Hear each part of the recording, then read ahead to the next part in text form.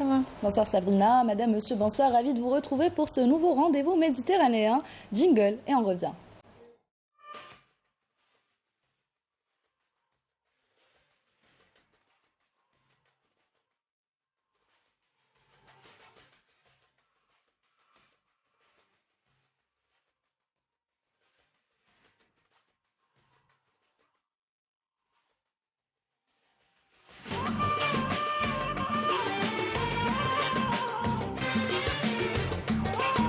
Salutations sportives, bienvenue à votre rendez-vous méditerranéen et on commence avec un événement organisé prochainement par le comité d'organisation des Jeux méditerranéens. Il s'agit du Kids Race à l'occasion des J-15 des Jeux Med d'Oran. Une course consacrée exclusivement aux plus jeunes au niveau du complexe Les Castors sur des distances de 1000 mètres pour les moins de 12 ans, 1200 mètres pour les moins de 15 ans et les moins de 16 ans. Les inscriptions pour cet événement se feront le jeudi et vendredi de 9h à midi où la présence des parents demeure obligatoire. On reste à Oran où le président de la commission de l'organisation sportive, Yassine Arab, a affirmé ce mardi lors de son passage sur notre chaîne que l'Algérie est prête pour les Jeux méditerranéens d'Oran. On vous propose de l'écouter.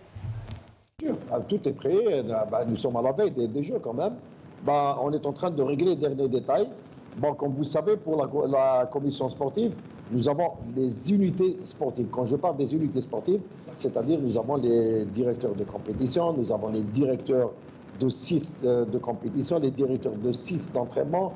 D'ailleurs, demain, le jeudi, nous allons nous réunir avec 8 commissions, la commission d'hébergement, la commission de sécurité, commission médicale, commission des infrastructures et équipements, la commission de transport. Bien sûr, on va leur dispatcher le programme journalier. C'est avec ces commissions-là qu'on va travailler. Et bien sûr, on va leur demander d'identifier leur chef d'antenne. Parce que dans chaque infrastructure, nous allons avoir un chef d'antenne de chaque commission. C'est comme ça que ça se fait l'organisation. Et en plus de ça, bien sûr, on va intégrer avec nous les bénévoles. Parce que, comme vous savez, les bénévoles, si vous voulez, c'est le pilier de ces Jeux. Bien sûr, nous avons formé des bénévoles dans ce sens. Et à partir du 11, on va les rencontrer avec leurs directeurs de compétition, les directeurs de site. Et on va commencer les simulations. Nous sommes prêts concernant l'organisation sportive, concernant les infrastructures. Je dirais que nous sommes prêts à 100%. La petite reine est présente à ce rendez-vous avec le premier cycliste algérien ayant décroché une médaille sous l'ère de l'Algérie indépendante, la première toute discipline confondue. Samia Chichou l'a rencontré chez lui. Il nous raconte son aventure. On regarde.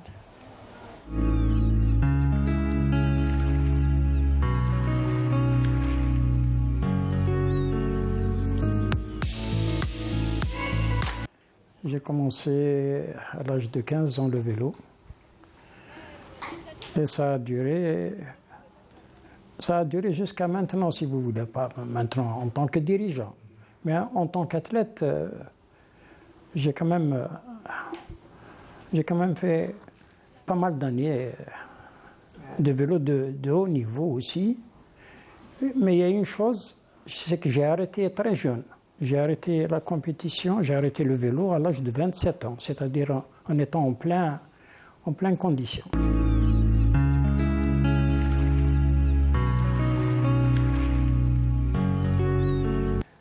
J'ai été plusieurs fois champion d'Algérie par équipe contre-la-montre, 5 ou 6 fois. J'ai été 2 fois champion d'Alger, 64-68, et plusieurs fois 2e place. J'ai gagné aussi plusieurs titres par équipe en poursuite au vélodrome et en vitesse également par équipe. Et en 65, donc, j'ai été médaillé d'or aux Jeux africains de Brazzaville. La première médaille des premiers Jeux. C'est-à-dire les Jeux africains à Brazzaville, ils ont commencé par le cyclisme. Donc la première médaille d'or, c'était la première médaille de l'Algérie. Et j'ai gagné avec 10 minutes d'avance sur mon équipier, Rabbi Yarhamou, qui s'appelle Zahaf Tahar, le fils du fameux Abdelkader Zahaf. Zahaf Tahar, qui est décédé, Rabbi Yarhamou Salih, qui était mon équipier, qui était un coureur de grand talent.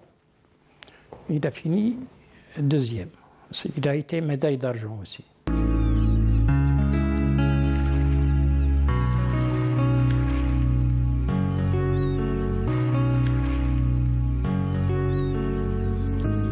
L'Algérie, par le passé, c'était un pays qui organisait de très grandes épreuves internationales.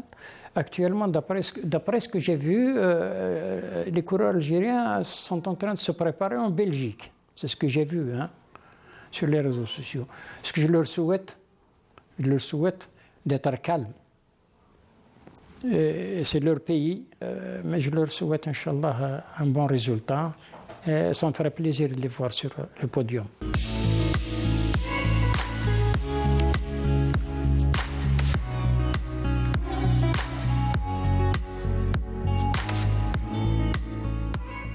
On poursuit cette séquence nostalgique avec un extrait d'un documentaire réalisé par Feu Abdelkader Hamani en 1975, dans lequel Si Mohamed Bardadi, ancien champion d'athlétisme, a affiché sa vision pour la relance du sport algérien.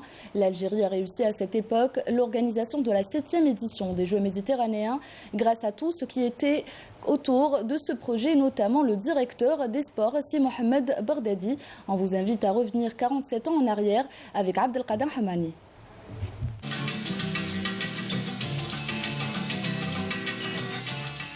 Est-ce un promoteur?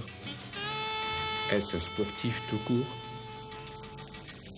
Si Mohamed Bardadi, très matineux, ne trouve-t-il pas ses ressources dans l'euphorie procurée par la pratique quotidienne d'un réveil musculaire? Avec l'actuel directeur de la jeunesse et des sports, il est toujours aisé d'aborder les problèmes d'actualité. Ancien champion d'athlétisme, il voue au sport et à l'éducation sportive une passion sans limite.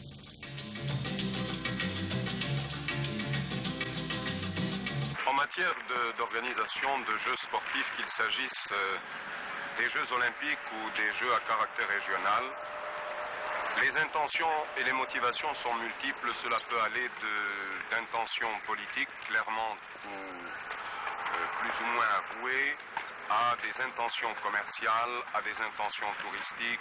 En ce qui nous concerne, dans tout cet éventail, nous avons privilégié les intentions éducatives, de telle sorte que les Jeux méditerranéens d'Alger soient considérés comme une plateforme de lancement pour notre mouvement sportif national.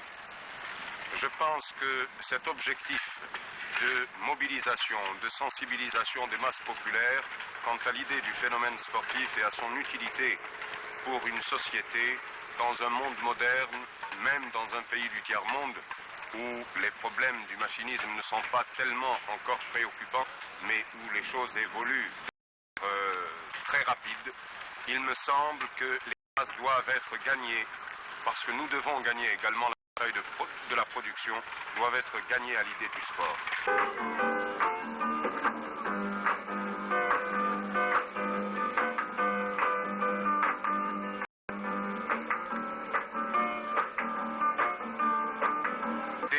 Considérons dans notre pays que le sport est véritablement un besoin social, un besoin qui doit être satisfait au même titre que l'ensemble des besoins sociaux tels que l'instruction, l'éducation des jeunes, les problèmes de santé. Je ne vois pas pourquoi l'on ne construirait pas à la place de multiples hôpitaux, l'on ne construirait pas de multiples stades et aires de jeu. Et une fois la satisfaction de ce besoin social assuré, il convient également pour tous ceux qui ont atteint un certain niveau de performance de leur permettre de s'exprimer pleinement.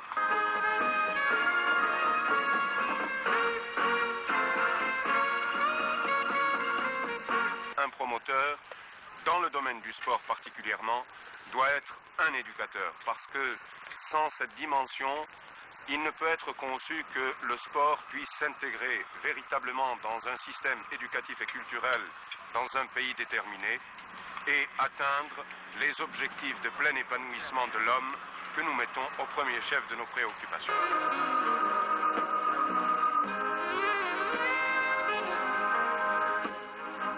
Avant de vous quitter, on vous propose de découvrir le programme du premier tour de notre sélection algérienne féminine de handball. L'Algérie affrontera l'Espagne le 30 juin à 17 h.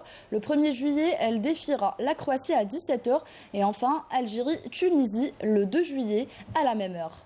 Et 16 jours nous séparent de cette prestigieuse manifestation sportive qui aura lieu du 25 juin au 6 juillet prochain. Et c'est la fin de votre rendez-vous méditerranéen. Merci de l'avoir suivi.